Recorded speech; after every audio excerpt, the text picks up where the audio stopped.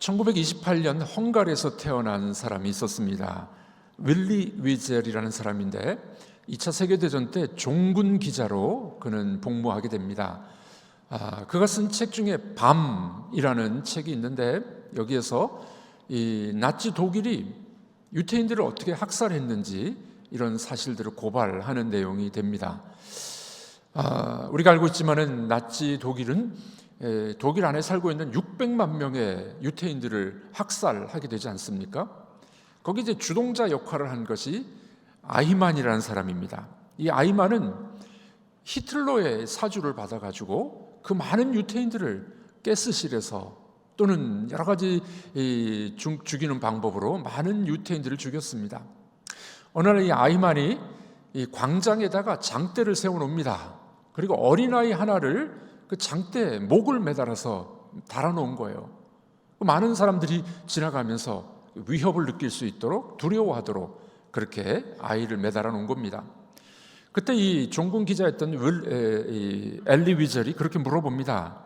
아이만에게 물어본 거예요. 하나님은 어디 계시냐고.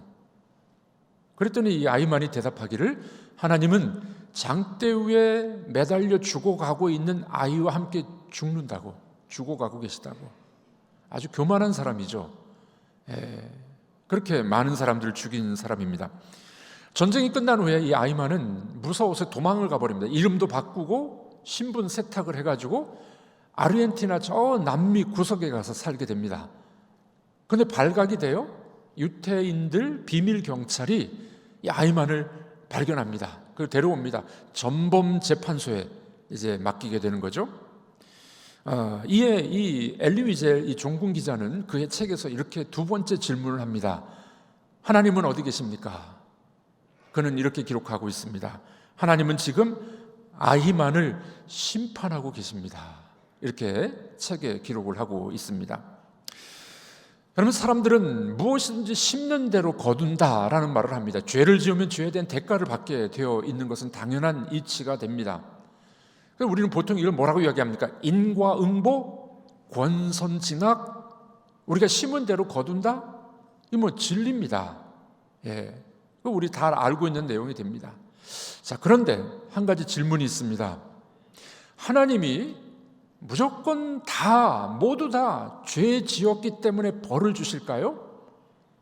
인과응보가 하나님에게 100%일까요? 그렇지 않은 경우들이 있지 않습니까? 우리가 예수님을 잘 믿습니다. 선행도 잘 베풀어요. 믿음으로 살아가요. 그런데 애매한 고난이 우리에게도 찾아올 때가 있지 않습니까?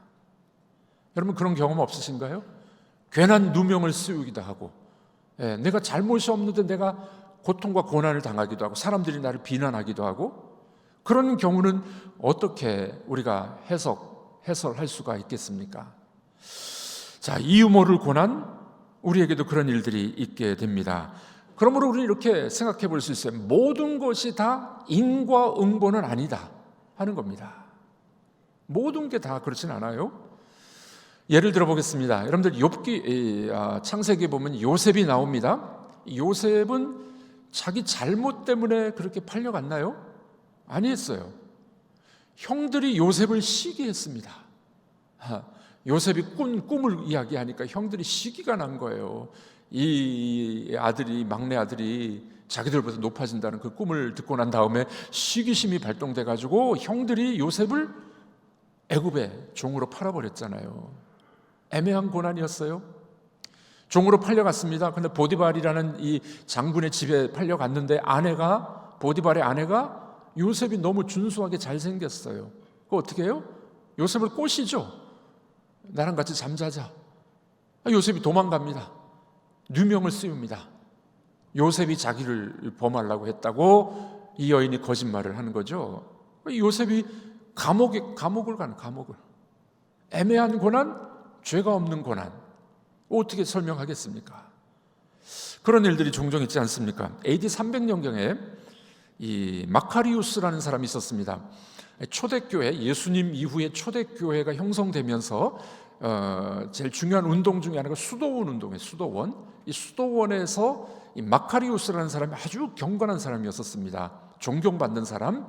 믿지 않는 사람들에게도 존경받는 그런 아주 경건한 이 수도사이었습니다.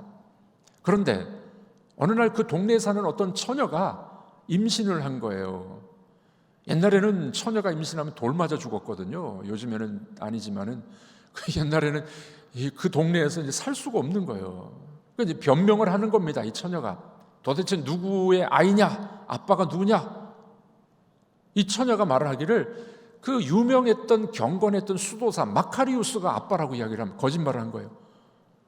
난리가 났죠.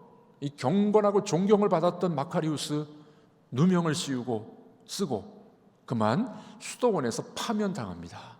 수도원에서 쫓겨나가는 거예요. 난리가 났죠. 그런데 이 마카리우스라는 이 수도사는 평민으로 돌아가서 열심히 일을 합니다. 이래서 돈 번 돈을 이 처녀가 낳은 아들의 양육비로 보내주는 거예요. 누가 지금 양심에 찔리겠습니까? 이 아이를 낳은 이 처녀가, 이제 처녀는 아니죠, 이 아줌마가 마음의 양심에 찔리는 거예요. 계속 돈을, 양육비를 보내주는 겁니다. 몇 년이 지나고 난 다음에 이 아줌마가 마음의 양심의 가치 때문에 이제 양심 선언을 하는 겁니다. 마카리우스가 아빠가 아닙니다. 사실은 이래이래합니다. 드러났어요. 진실이 드러났습니다. 그 이후에 마카리우스는 다시 복직이 돼서 수도원에 들어가서 다시 경건한 삶을 살게 됩니다. 사람들이 물어보죠. 당신은 왜 누명을 쓰고도 제대로 변명하지 않았느냐고. 그때 마카리우스는 이런 대답을 합니다. 하나님이 알고 계시는데 뭐 굳이 그렇게 변명할 필요 있습니까? 그런 이야기를 했다는 거예요. 참 훌륭한 사람이 아니겠습니까? 우리가 살다 보면 애매한 고난이 있습니다. 그 일로 놀라운 일들이 우리에게 닥치기도 하게 됩니다. 죄 없는 사람이 고난을 당하는 경우도 있지 않겠습니까? 우리 믿음의 성도들 가운데도 보면은 때때로 그런 일들이 있어요. 죄 짓지 않았는데, 내가 잘못하지 않았는데 질병이 찾아오는 거예요. 고난이 찾아오는 겁니다. 누명을 씌울 때도 있습니다. 이런 걸 어떻게 해석할 수가 있을까요? 참 어려운 일입니다. 오늘 우리가 읽으신 욥기에 보면 그런 사람이 등장합니다. 바로 욥입니다. 욥은 자기가 당한 고난, 아들, 딸 10명이 다 죽어버렸어요. 부인은 욥을 욕하고 도망가 버렸어요. 하나님을 욕하라고 하고. 그가 가졌던 모든 재산을 다 잃어버리게 됩니다. 이 욥의 고난과 탄식 속에 누가 찾아옵니까? 새 친구가 찾아오는 거예요. 친구들이 찾아와서 이 욥에게 위로하려고 왔는데 욥의 마음을 그냥 다 뒤집어 놓는 겁니다. 너 욥 죄 때문에 이게 벌 받는 거야. 인과응보지. 원인이 있으니까 결과가 있는 거야. 너 나쁜 놈이야. 죄 지었기 때문에 이런 고난을 받아. 그 친구들이 지금 위로하러 왔는데 어떻게 해요? 계속 그냥 그 정죄하는 거예요. 비판하는 거예요. 누구 많이 닮았죠? 우리들도 그러지 않습니까? 옆에서 고난당하고 있는 사람들, 어려움을 당하고 있는 사람들 정말 진심으로 위로해 줘야 되는데 당신 죄 때문이야, 문제가 있어 당신은, 자꾸 이렇게 비판하는 모습이 혹시 우리 속에는 없습니까? 이 욥기는 상당히 어려운 책입니다. 이 욥기 이 몸통을 구성하고 있는 많은 부분은 세 친구의 이 책망, 세 친구가 욥을 자꾸 책망하는 거예요. 여기에 대해서 3번 욥이 답변을 내립니다. 이 논쟁을 하는 것이 바로 이 이야기가 됩니다. 상당히 어렵죠? 그런데 우리가 이 욥기를 바로 해석할 필요가 있습니다. 가장 먼저 이야기를 꺼내는 친구가 누굽니까? 오늘 본문을 읽으신 엘리바스입니다. 엘리바스는 대만에서 온 사람, 대만 사람입니다. 엘리바스의 이름의 뜻은 하나님은 정금이시다, 하나님은 심판자이시다라는 뜻을 갖고 있습니다. 엘리바스는 자기 이름에 걸맞도록 욥을 심판하는 거예요. 정죄하는 겁니다. 엘리바스는 나이가 많았습니다. 그가 갖고 있는 지식도 많았습니다. 격언, 우화, 교훈, 격려, 찬송, 계시, 경험, 이걸 다 총동원해서 욥을 지금 책망하고 있는 것이 엘리바스의 모습이 됩니다. 한마디로 말하면 이 엘리바스의 이야기는 뭐냐면은 당신 죄 지어서 지금 벌 받는 거야. 그러니 회개해야 돼. 이렇게 이제 말하고 있는 것을 보게 됩니다. 자, 오늘 본문은 세 단락으로 구성되고 있는데 첫 번째 1절에서 6절까지 내용은 욥을 꾸짖고 있는 모습이 등장하게 됩니다.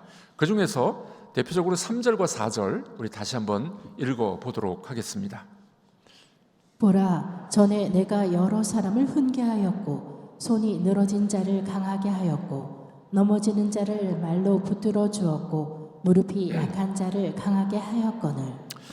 친구가 뭐라고 이야기하냐면 손이 늘어진 자, 넘어지는 자, 무릎이 약한 자, 이 이제 고난당하고 어려움당하고 있는 사람들을 예전에 욥이 위로해 줬다는 거예요. 그리고 그들에게 당신들 회개해야 돼, 하나님 앞에 바로 서야 돼, 그런 이야기를 했던 사람이 욥이라는 거예요. 사실 욥이 그런 사람입니다. 욥은 아주 유력한 사람이었었어요. 재산도 많고 성문에 앉아서 재판을 하는 그 정도의 아주 유력한 사람이에요. 그러니까 어려움 당한 사람들에게 권면하는 일을 예전에 했단 말이죠. 그 이야기 지금 하는 겁니다. 당신 옛날에는 고난당하고 어려움 당한 사람들에게 회개하라고 이야기하지 않았느냐? 이 무슨 말입니까? 지금 당신 고난당하니 당신이 지금 그런 사람이 됐어. 회개해야 돼. 그 이야기를 간접적으로 지금 이야기하고 있는 것이죠. 엘리바스의 말은 직접적인 조롱의 표현은 아니었지만 욥을 간접적으로 지금 비판하는 거예요. 당신 죄 때문에 그런 거니까 옛날에 다른 사람한테는 회개하라 그랬지 너 왜 지금 회개 안 해? 너 문제야. 그 비판하는 거예요. 지금 비판하는 거. 이어지는 7절부터 11절까지 두 번째 단락은 무슨 이야기냐면은 이 똑같은 이야기를 더 강하게 이야기합니다. 핵심적인 논지가 핵심적인 말씀이 7절 말씀이에요. 7절. 우리 읽어보도록 하겠습니다. 생각하여 보라, 죄 없이 망한 자가 누구인가? 정직한 자의 끊어짐이 어디 있는가? 생각해봐. 죄 없이 망한 자 있어? 정직한 자가 끊어지는 거 봤어? 무슨 말입니까? 욥, 너 지금 죄가 있어. 정직하지 않아. 그러니 회개하고 너는 돌이켜야 돼. 책망하는 거죠. 더 강하게 책망하는 거예요. 마지막 세 번째 단락은 12절부터 21절까지인데 이 부분이 중요합니다. 이 엘리바스가 책망을 하면서 자기가 경험했던 환상, 밤에 꿈을 꾸거든요. 밤에 환상을 보는데 그 이야기를 지금 하고 있는 겁니다. 12절과 13절 우리 읽어보도록 하겠습니다. 어떤 말씀이 내게 가만히 이르고 그 가느다란 소리가 내 귀에 들렸었나니 사람이 깊이 잠들 즈음 내가 그 밤에 본 환상으로 말미암아 생각이 번거로울 때. 네, 자 지금 결정적으로 이 엘리바스가 욥을 정죄하는 건 뭐냐면 내가 환상을 봤어. 밤에 그 환상을 봤는데 환상의 그 영이 네가 잘못됐다고 이야기하는 거야. 아주 뭐 확실한 증거를 대는 거죠. 빼도 박도 못하도록. 그러니 욥, 너는 죄인이야. 넌 문제가 있는 인간이야. 네. 자, 그런데 이제 이 친구의 이야기를 우리가 그대로 받아들일 수가 없습니다. 왜냐하면 여러분들 욥기를 읽어보시면 1장과 2장에서는 하나님이 뭐라고 말씀하시냐면 욥은 동방의 의인이다. 욥이 뭐라고요? 의인이래요. 의인. 하나님이 그렇게 말씀하셨어요. 그런데 4장에 나오는 영이 만약에 하나님이라면은 욥은 죄인이야. 그렇게 말할 리가 없다는 겁니다. 여러분, 하나님은 앞에서 이렇게 말씀하시고 뒤에서 다른 말 하시는 분이 아닙니다. 우리는 가끔 그러죠? 앞에서는 뭐 좋다고 이야기하고 뒤에서는 아니요 그렇게 버려요. 뒤에서는 뒷담화하는. 여러분들은 안 그러시겠죠. 여러분들 안 그러시겠죠. 그런 경우들이 많이 있어요. 우리가 앞에서는 칭찬하고 앞에서는 잘했다 이야기하는, 뒤에서는 뭐 뒷담화하는 거예요. 인간은 그런데 하나님은 결코 그런 분이 아닙니다. 앞에서는 욥을 향해서 의인이라고 말씀하신 하나님이 4장에서 이 환상 중에 나타나서 욥은 죄인 그렇게 말할 리가 있을까요? 하나님은 그런 분이 아니라는 겁니다. 특별히 이 말씀에 보면은 어떤 말씀이 내게 가만히 이르고, 이 이제 히브리 원문을 보면은 이 단어가 구약에 딱 두 번 등장합니다. 오늘 본문 12절과 예레미야 23장 이 두 번 딱 나오는데, 이 예레미야 23장에 나오는 이 단어는 누구에게 사용된 단어냐면은 거짓 선지자에게 사용된 단어예요. 그러니까 오늘 본문 12절도 이 영은 하나님의 영이 아니고 거짓 영, 사탄의 영이에요. 사탄의 영. 더 확실한 증거를 더 대보겠습니다. 오늘 본문에 보면은 이 엘리바스가 이 환상을 봤는데 털이 쭈뼛쭈뼛했다 그러죠. 그럼 옛날에 전설 따라 삼천리 보시면 어떻습니까? 으시시해가지고 털이 쭈뼛쭈뼛 섰어. 이 동방 고대 문헌을 보면은 사탄의 영, 악령이 등장할 때도 사람들이 털이 쭈뼛쭈뼛했더라 이런 기록들이 나오고 있습니다. 그러니까 오늘 여기 나온 이 영은, 환상 중에 나온 영은 하나님의 영입니까? 사탄의 영입니까? 사탄의 영이에요. 사탄의 영. 아주 결정적인 증거가 하나 더 있습니다. 15절에 보면은 한 영이 등장하는데 이 히브리 단어의 영은 여성형으로도 쓰이기도 하고 남성형으로도 쓰입니다. 그런데 하나님의 영을 말할 때는 여성형 명사로 나와요. 사탄의 영을 말할 때는 남성형 명사로 나옵니다. 오늘 본문에 나온 이 환상에 나온 영은 남성형으로 나옵니다. 하나님입니까? 사탄입니까? 사탄이래, 사탄. 지금 친구 엘리바스가 꿈속의 환상 중에 한 영을 봤는데 이 영은 사탄의 영이에요. 사탄이 뭐라고 이야기하면 욥은 죄인이야. 너 정죄를 받아야 돼. 너 나쁜 놈이야. 여러분들, 사탄과 마귀는 늘 그렇게 우리를 정죄하는 거예요. 너 그래가지고 목사 하겠냐? 너 그렇게 가지고 예수 믿는 사람이라 말할 수 있겠냐? 자꾸 정죄하는 거예요. 정죄하는 거. 하나님은 결코 정죄하는 분이 아닌 줄로 믿습니다. 자, 그러니 이 친구들이 엘리바스가 자기가 환상을 본 거예요. 그리고 욥을 정죄하는데 이것이 나머지 두 친구, 세 친구의 그대로 영향력이 갑니다. 욥기에서 늘 보면은 친구들이 욥을 자꾸 비판하는 거예요. 정죄하는 거예요. 너 나쁜 놈이라고 자꾸 이야기하는 거예요. 그게 욥기의 내용이 되는 것입니다. 오늘 본문에 나타나는 엘리바스의 말을 요약해 보면 이런 의미가 있습니다. 욥이 당하는 고난, 철저히 죄의 결과야. 유한한 인간은 결코 하나님 앞에 온전히 설 수 없어. 고난은 절대로 우연히 찾아오는 게 아니야. 네 잘못 때문에 지금 병이 찾아왔어. 넌 죄인이고 나쁜 놈이야. 이렇게 지금 정죄하는 거예요. 정죄하는 거예요. 자, 그러면 우리가 질문이 있습니다. 이 지금 엘리바스가 이야기한 게 맞는 말일까요? 성경에 써 있으니까 맞는 말 아닙니까? 아니에요. 이 엘리바스는 사탄의 영으로 잘못된 이야기를 지금 하고 있는 겁니다. 왜 잘못됐는지 몇 가지를 알려드리겠습니다. 첫 번째는 경험의 한계성입니다. 경험의 한계성. 엘리바스는 나이가 제일 많다 그랬죠? 나이 많은 사람의 특징이 뭐냐면은 내 경험으로 이야기하는 거예요. 경험이 틀린 건 아니에요. 지혜로운 겁니다. 그런데 조심해야 됩니다. 여기 계신 분들 말고요. 예수 믿는 사람 말고요. 사람이 나이를 먹어가면요. 고집이 세져요. 자기 주장만 주장하는, 내 경험을 보면, 내 경험상, 여러분 경험은 맞기도 하지만 다 맞나요? 다 맞지 않아요. 경험의 한계성을 이야기합니다. 참 조심해야 됩니다. 우리가 나이를 먹어갈수록 생각과 마음이 넓어져야 됩니다. 자, 우리 따라해 보겠습니다. 나이를 먹어갈수록 생각과 마음이, 손까지 해보십시오. 넓어져야 됩니다. 네, 넓어져야 돼요. 나이 많이 먹을수록 사람들이 고집, 내 경험, 이것만 주장하게 되면 사람을 비판하게 되고 정죄할 수 있게 된다는 사실입니다. 두 번째 한계점입니다. 이 엘리바스의 두 번째 문제가 뭐냐면은 지혜의 한계성이에요. 지혜의 한계성.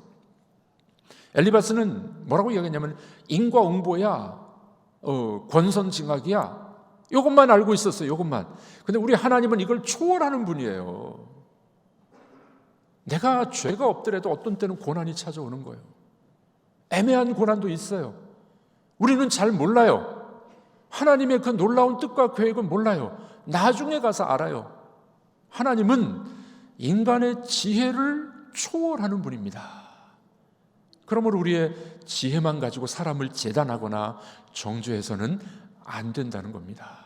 세 번째 문제 뭐냐면은 계시의 한계성이에요. 계시의 한계성. 아까 말씀드렸죠? 엘리바스가 계시를 받았는데 이것은 사탄이 준 계시예요. 사탄은 늘 정죄하는 존재입니다. 그러니 잘못된 계시가 아니겠습니까? 여러분들, 사람들은 참 다양합니다. 그러므로 우리는 그 다양성을 인정해 줄 필요가 있다는 겁니다. 우리 잘 아는 조각가 로댕이 있죠? 로댕의 대표적인 작품이 뭡니까? 생각하는 사람, 조각. 이 조각품을 보면 이제 그 사람이 옷을 다 벗고 있어요, 그렇죠? 그리고 이제 머리에다 손을 대고 뭐 이렇게 오래 생각을 해. 사람들이 도대체 이 생각하는 사람은 뭘 생각할까 궁금했습니다. 뭘 생각할 것 같습니까? 어떤 사람이 재밌게 말했어요. 이 생각하는 사람 뭘 생각할까? 지금까지 도대체 내 바지를 누가 훔쳐갔나? 바지를 못 입었으니까. 사람들의 생각이 참 다양하죠. 참 다양하죠.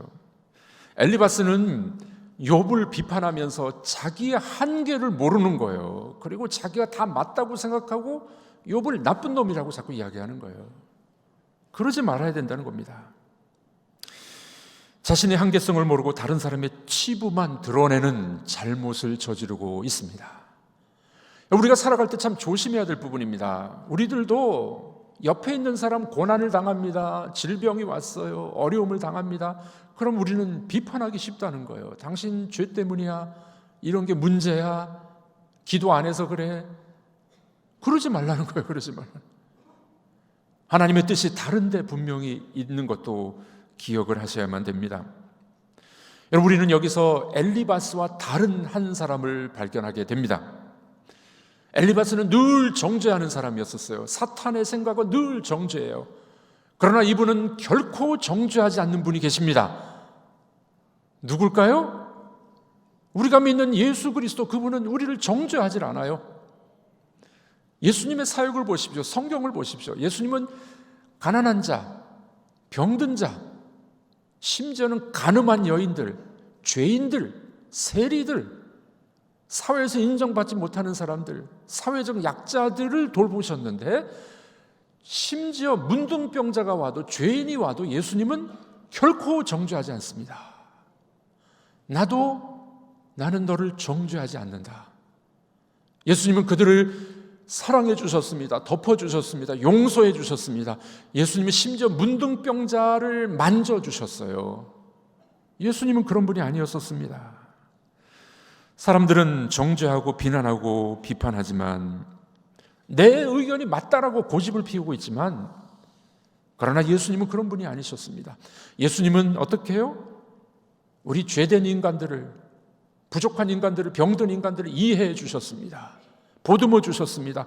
상처를 싸매어 주셨습니다. 공감해 주셨습니다. 여러분들, 그러므로 우리는 비판하는 자리, 사람들을 정죄하는 자리에서 떠나야만 됩니다. 이것은 사탄의 생각입니다. 예수님의 생각은 보듬어 주는 거예요. 안아주는 거예요. 토닥토닥 해주는 거예요. 같이 눈물을 흘려주는 거예요. 그것이 우리 주님의 생각인 줄로 믿습니다. 그러므로 여러분들, 눈물 없는 비판과 눈물 없는 정죄는 영혼 없는 말입니다. 우리들이 정말 눈물 없는 비판을 얼마나 많이 하고 있습니까? 사랑의 마음이 없이 경고하는 말은 찬 겨울에 살을 애는 듯한 괴로움입니다. 남의 잘못만 보고 남의 눈 속에 있는 들보만 보는 사람, 자기 눈 속에 있는 티끌을 보지 못하는 사람, 이것은 사랑 없는 정죄가 아니겠습니까? 다른 사람을 비판하는, 오늘 엘리바스처럼 욥 당신은 잘못했어, 문제가 있어, 나쁜 사람이야, 우리가 판단자의 자리에 올라가 있지는 않습니까? 우리가 비판하고 판단하면 내가 하나님 자리에 올라간 거예요. 하나님이 제일 싫어하는 것 아니겠습니까? 여러분, 그러면 우리는 어떻게 살아야 되겠습니까? 비판과 판단이 아니라 예수님을 닮아야 될 줄로 믿습니다. 우리 마음속에 긍휼의 마음, 불쌍히 여기는 마음, 사랑의 마음을 가지고 덮어주는 여러분들이 되기를 주의 이름으로 축복합니다. 어려운 사람, 병든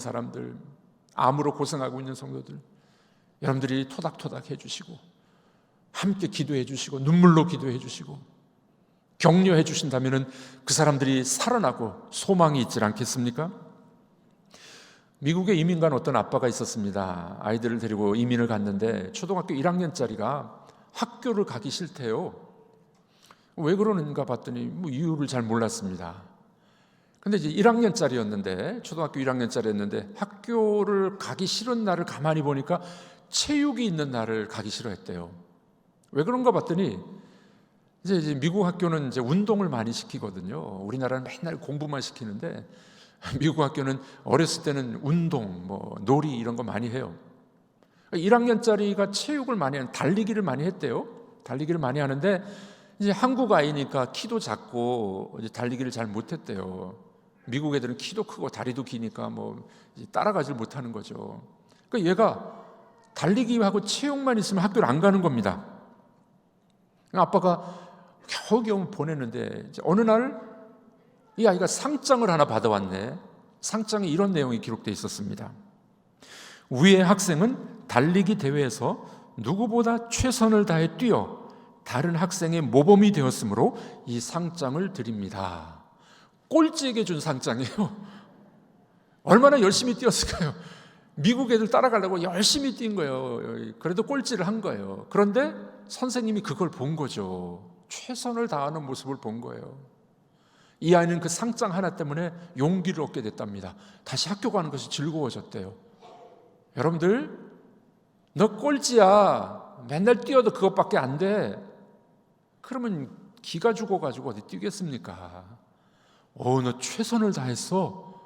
정말 최선을 다한 상을 내가 줄게. 아이가 살아난 거예요. 아이가.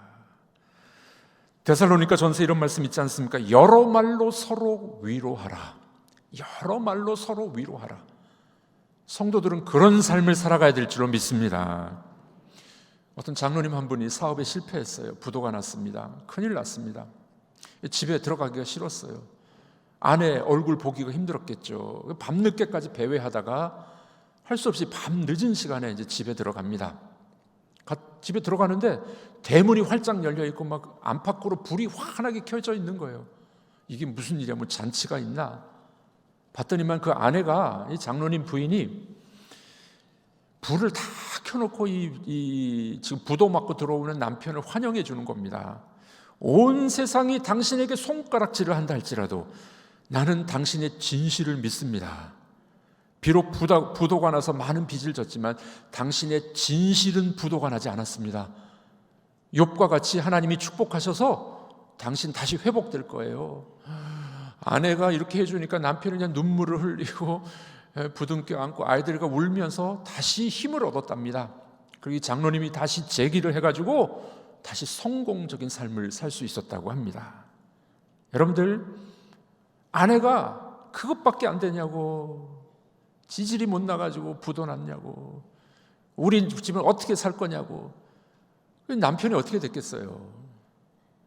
격려와 지지와 칭찬이 있었을 때 다시 살아나게 됐다는 겁니다. 어떤 기관에서 설문조사를 했습니다. 남자들이 제일 행복하고 기분 좋은 때가 언제입니까? 1등이 뭔지 아십니까? 아내가 남편을 칭찬해주고 인정해줄 때가 남자들 기분이 제일 좋대요. 자, 우리 부인들, 여자분들만 따라해 보겠습니다. 앞으로 이게 남편이 마음에 안 드는 것 같아. 앞으로 남편을 격려하겠습니다. 칭찬하겠습니다. 마음에 안 들어도. 남편들이 제일 행복할 때가 언제냐면 부인의 칭찬과 격려를 받을 때래요. 두 번째, 2등이 있답니다. 2등은 뭐냐면은 남자들이 제일 행복할 때는 직장에서 상사나 친구들의 인정을 받을 때가 두 번째로 행복하답니다. 여러분들, 비판하고 책망하고 당신 죄인이야, 이거는 누구의 소속된 일이라고요? 사탄의 일이에요. 사탄. 마귀는 늘 그래요. 마귀는. 세상은 늘 그래요. 그러나 우리 예수님의 방법은 난 널 사랑해. 나는 너를 위해서 죽었어. 나는 끝까지 너를 책임져 줄 거야. 그러니 힘내.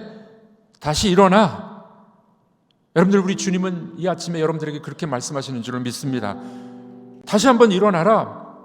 고난과 어려움이 있지만 나는 너의 편이야. 너를 지켜줄게. 예수님이 그렇게 말씀하시지 않겠습니까? 올 한 해 동안에 우리 주님과 동행하시면서 우리 주님의 격려와 칭찬과 인정을 받으셔서 다시 힘을 내는 여러분들이 되길 바랍니다. 이 힘든 세상에 우리가 이길 수 있는 힘은 예수의 사랑이에요. 예수님의 그 놀라운 사랑과 격려와 칭찬으로 다시 일어나시고 힘내시는 여러분들이 되기를 우리 주님의 이름으로 축복합니다.